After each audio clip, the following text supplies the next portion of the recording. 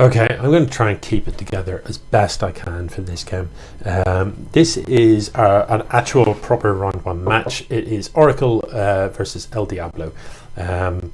Oracle here in the top left playing Zerg, El Diablo here in the bottom right of Death Aura playing Terran.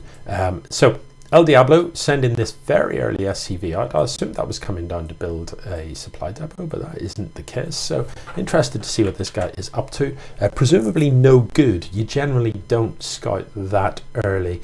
Now, also a bit weird that El Diablo has not yet started a supply depot. There is the supply depot finally, and what a place to build it. I don't know about this at all. So people, if you're playing against Zerg, you always build a wall as Terran. Always build that wall. Because you know, the Zerg's basic unit is the Zergling, and it's fast, and it's a melee unit. It's quick, it's cheap.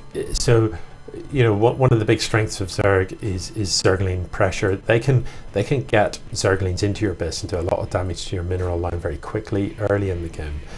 Your main defense against that, you just won't have the numbers to see that off if that is what the Zerg gets up to.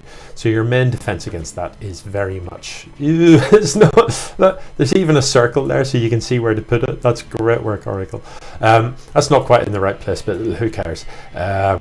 Yeah, your main defense against the Zergling rush is to build a wall. So we have now got a wall in production, but you know, why wouldn't you have just, whoa, come on, Diablo, look, you don't, why, what, how many, right, he's not going to get supply blocked anytime soon now, is he? You know, look at this, like, he's got all this supply, he's not even bothering to actually build a worker right now. No workers in production, none at all. I'm okay with 14, that's all I need, that's fine. What is happening here? Evo chamber coming down, very sharpish indeed. So a bit of an odd build. I mean, normally it would be, you'd get the spawn and pull out, and yeah, okay, if you're going to do like a +1 attack or something, you'd get on a very early Evo. So, you know, I don't hate it, it's a bit weird though. And as for the second gas, not 100% sure what I'm seeing here. Normally you wouldn't have that second gas done. Certainly not saturated, unless you're doing some very peculiar timing attack, but normally you wouldn't see that done until your third hatch is done. Anyway, that's all by the by. Stuff's happening here. This is all good, and I vaguely promised someone that I would be more upbeat and more positive and constructive about what I'm doing. So constructive feedback as a Terran. No, not this. A tech lab is the first thing you build, not a reactor.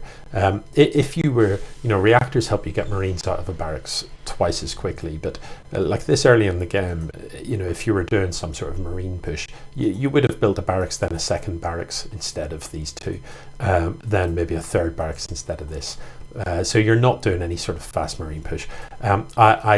You're spending huge amounts of money here on supply depots, and you just don't need to be.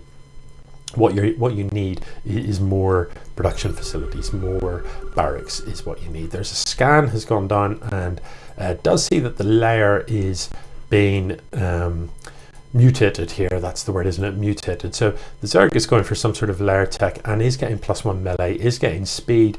So you would sort of expect there's going to be a huge swell of Zerglings shortly. Knowing that you're playing against a Terran, you have to expect a wall. So given that you're going for this +1 slightly later swell of Zerglings, I'd really like to see a Benling nest. Benling nests are really good for breaking down walls. You just send a few Benlings into the wall, they'll break the wall, and with the splash damage they do, they can potentially also kill quite a few units as well. The Terran has almost no units at this stage. Look, 2 army supply, and that's this Marine and the Reaper that's building or something. So a little concerned here that Terran isn't really building enough stuff. You know, again, there's a supply depot in construction, but look, you're 31 of 86. You don't need more supply depot. Look, there's a gap. You've built a wall, but you've left a gap clean through it. Okay. What you need is units, and you need workers. You need to be, you know, I've said this before, I'll say it again. In the early game, always you're building workers. There isn't a time when you're not building workers. It doesn't really matter what build you're doing. Build workers. it goes without saying. The Zerg's got, it's a bit sort of one of everything. Not actually saturated in the men, which given that we're 6 minutes 40 in is a bit weird, but easily enough lings to see off the Reaper. And you don't want to lose the Reaper to these. Oh, that is a shame that, you know, the lings aren't fast enough to overtake the Reaper and get us around. They can nibble at his heels, but you know, if you run the Reaper to somewhere where you can jump up and down, you should be able to get away from things, or just run the whole way home if necessary. So a shame to lose the Reaper, because a really useful unit for jumping in here and getting into your opponent's base and having a look around to save you having to burn those scans. Anyway, things are happening. There are increased range for Hydras and ranged attack upgrades coming along, and I think we already saw the +1 melee, which is a bit odd. These Hydralisk upgrades are good, worth getting them both, certainly. So one makes the Hydras move faster, one increases their range, both good things. As the Zerg player, you want to make sure you stay on top of your queen spits. So, you know, get those queens. It's V is the button you need to press, and spit on these hatcheries, which makes them churn out more larvae. Because, you know, 3 hatcheries now is all your production. Once you get anything like saturated on those 3 bases, although no sign of that yet. Once you get anything like saturated on those 3 bases, you need the larvae to be able to keep up with your income to produce enough stuff. So yeah, getting those queens spitting. The other thing I would say is build more queens. Queens are good units. They're useful for base defense. They're useful for seeing off, harassing. You know, if there's a medevac drop or something like that, the queens can kill the medevac. If there's some stuff turns up, transfuses are really useful. Queens can see off Hellions, they can see off Reapers. They're good units, and they can spread creep. So early in the game, you know, get those queens built in, and have, I would kind of suggest at least 2 queens per hatchery, so that you can see stuff off. You know, at this time in the game, anything could have turned up in your base as yet. I mean, it hasn't, but it could have. You know, the Terran could have blinked in a battlecruiser or something like that, and that would actually just wreck this base as it stands. There isn't enough here to kill a battlecruiser. But, you know, a couple more queens and you would be in a way. So Ultra Den coming a bit. This is a bit hodgepodge. I love Ultras. Ultras are great. People that have seen previous years of StarCraft tournaments know that I'm a big fan of the Ultralisk, if only so that I can do the nom nom nom when they like to chew their way through Marines and stuff. They're a powerful ground unit, the Ultralisk, and this Terran at present has nothing that can take on an Ultralisk. You know, Marines tickle Ultralisks basically. The Ultralisk is a very heavily armoured beast. You know, you can get an Ultra up to +5 armour, which means you know, the Marines basically don't do any damage to it. So that is really unfortunate that the SimCity here has trapped this tank. When you build a building, by default, units come out the bottom side of it as you look at the map.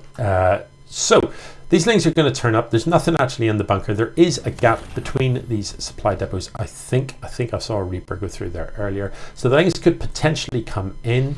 But, you know, this many Marines, like shooting at a single file stream of lings, it's not going to be pretty at all. The tank sieged up in the background as well. He's going to see that off pretty handily. So again, you know, a few Benlings up front would have smashed this area open, and the lings would have been able to get in a way that wasn't sort of single filing in, so they would have got surface area. When you're attacking with melee units, it's all about surface area. So lings, you need space for lings. The last thing you want is to be funneling them through a tiny gap. I did mention that there was a gap there in terms of getting lings in, but that would have been very much a useful thing to exploit earlier in the game before there was so much stuff to see them off.